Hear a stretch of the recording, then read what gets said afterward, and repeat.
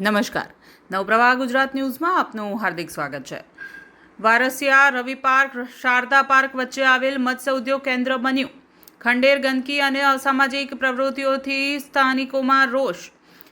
વડોદરા વારસિયાની રવિ park સોસાયટીમાં સરકારી કેન્દ્ર બન્યું ખંડેર. ગંદકી અને મેડિકલ વેસ્ટથી સ્થાનિકો પરેશાન.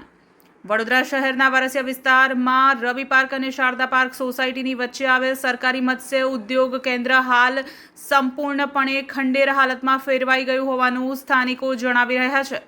સોસાયટીઓની વચ્ચે આવેલી આ સરકારી જગ્યા આજે જંગલ જેવી બની ગઈ છે, જ્યાં ચારે બાજુ જાડી ઝાંખરા ગંદકી અને કચરાના ઢગલા જોવા મળી રહ્યા છે.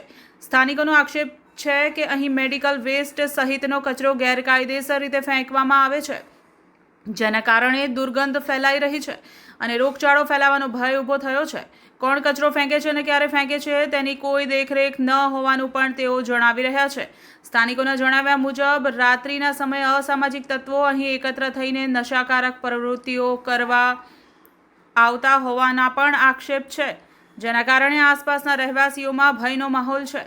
સ્થાનિકોએ માંગ કરી છે કે તંત્ર તાત્કાલિક સ્થળની મુલાકાત લઈને સફાઈ કરાવે, સુરક્ષા વ્યવસ્થા ગોઠવે અને આ કિંમતી સરકારી જમીનનો ઉપયોગ શાળા, સરકારી કચેરી અથવા અન્ય જાહેર હિતના કામ માટે કરે. નવપ્રવાહ ગુજરાત ન્યૂઝ, હિના પંડ્યા.